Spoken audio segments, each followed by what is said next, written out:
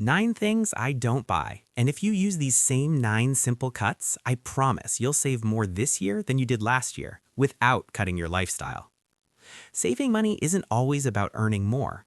It's about stopping the spending that drains you without you noticing. For me, it started with one simple change. I stopped buying cheap things that break. It felt tiny at first, but then I realized the hidden cost. Replacing those cheap items over and over was eating my money. Then I dropped extra streaming services, unnecessary gadgets, impulse buys, and a few other money traps I didn't even realize were hurting me. These changes didn't make my life harder, they made it better. And together, they've saved me hundreds, sometimes thousands, every year.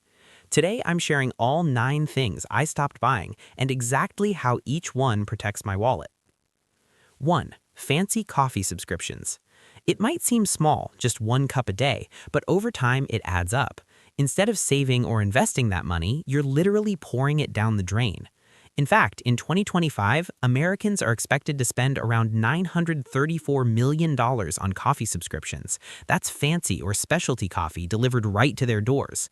Just imagine how much of that could go straight into your savings instead. I stopped buying coffee subscriptions completely. Now I either make coffee at home or stick to simple coffee runs when I really want it. This small change alone has saved me hundreds a year, and it didn't feel like a sacrifice. 2. Too many streaming services. One subscription is fine, but when you stack up Netflix, Disney+, HBO Max, and a few others, it quickly gets expensive. Americans are now spending about $69 every month just on video streaming, and almost half of them feel it's too much. That's actually 13% more than last year. Almost half say they're paying more than they should, and 41% think the content isn't worth the price. On top of the cost, households are now streaming nearly 5 hours every single day. That's a lot of time and money slipping away, often without us even noticing. I cut down to only 1 or 2 subscriptions at a time, and I make sure I actually watch what I pay for. This simple habit has saved me money and stopped me from wasting time on endless scrolling and binge watching. 3. Chasing the latest gadgets. It's tempting to grab the newest phone, laptop, or smartwatch every year, but all that adds up fast. Americans spent an average of about $896 last year on connected devices. That's up from $764 the year before. On top of that, U.S. households are expected to spend around $183 per month on tech services and software subscriptions. Technology is great, but it's starting to eat a serious chunk of our budgets. And it doesn't stop there. U.S. consumers are projected to spend another $1.8 billion on consumer tech this year, a 1.6% increase, driven by demand for computers, portable audio, and TVs. I stopped chasing every new gadget that comes out. Now I only upgrade when my device truly needs it or when it adds real value to my life. Skipping the endless upgrades has saved me hundreds, even thousands of dollars over the years, and it's also cut down on clutter. No more boxes piling up, cords everywhere, or devices I barely use gathering dust. 4. Spending for status. This is when you buy things not because you need them, but to impress others. Designer clothes, luxury gadgets, or that expensive car you don't really need. It might look good for a while, but it usually ends up hurting your wallet more than it helps your life. The truth is, this kind of spending is massive. In 2025, the U.S. luxury goods market is worth about $94 billion, and it's still growing at around 2.2% every year. Globally, the luxury market hit about $300 billion in 2021 and is on track to reach nearly $391 billion by 2025. That's a lot of money going towards things people buy mostly for the image. I used to think buying expensive stuff meant I was doing better in life, but honestly, it just meant I was spending more. Now I buy what I actually need and what adds value. That simple shift saved me a lot of money and made me appreciate what I already have. Unused gym memberships. This one hits home for a lot of people. We sign up with the best intentions, but after a few weeks, life gets busy, motivation fades, and that membership just turns into another monthly bill. On average, Americans spend about $65 a month on gym memberships. That's around $780 a year. Depending on where you go, it can range from $10 to $20 at budget gyms, $30 to $60 for mid-range ones, and anywhere from $150 to $350 or more for luxury gyms. If you really want to stay consistent with workouts, start small. Choose a low-budget gym or a community fitness center, because as the saying goes, a smaller loss is wiser than a bigger one. It's not about how fancy your gym is, it's about showing up and saving your wallet while you do it. Buying things to feel better. We've all been there. A rough week, some stress, and suddenly that add to cart button feels like therapy. You're not alone. More than half of people, around 52% of consumers, admit they make unplanned purchases after stressful weeks. And it doesn't stop there. Nearly 74% say emotional spending has pushed them to spend way more than they planned.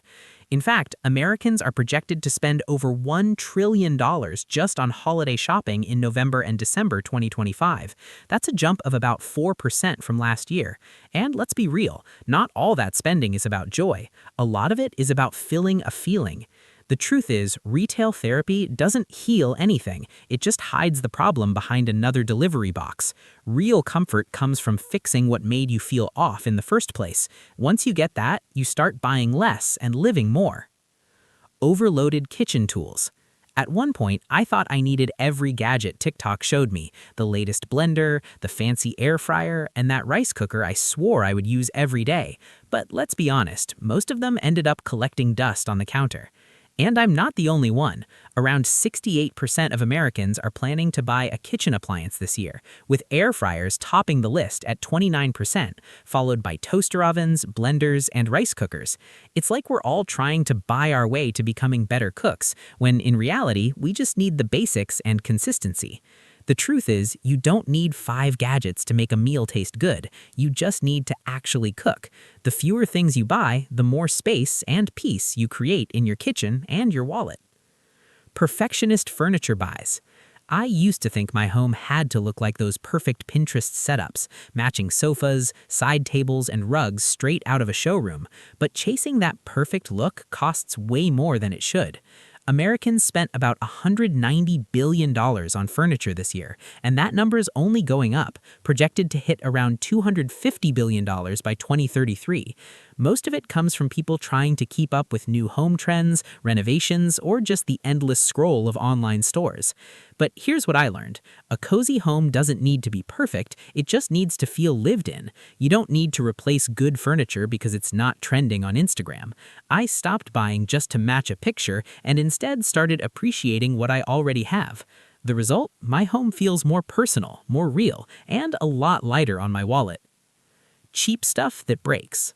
I used to think saving money meant buying the lowest priced version of everything. Shoes, cables, kitchen tools, you name it. But cheap doesn't always mean smart.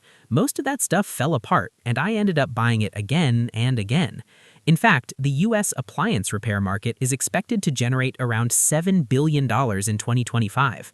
Common repairs can cost anywhere from $100 to $400, with refrigerators sometimes hitting $200 to $600, washing machines and dryers $150 to $400, and dishwashers $160 to $300.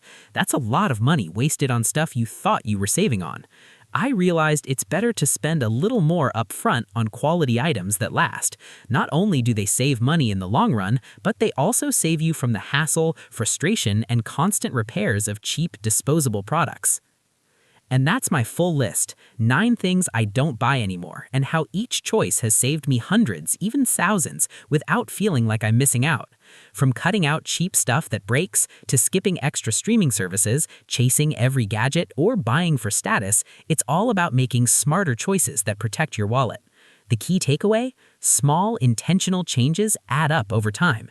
You don't need to deprive yourself, just be mindful about where your money goes. Every dollar you save is a step closer to financial freedom. If you found this video helpful, make sure to hit like, subscribe, and turn on notifications so you don't miss future tips on saving smarter and living better. And I'd love to hear from you. What's one thing you've stopped buying that saved you money? Drop it in the comments below.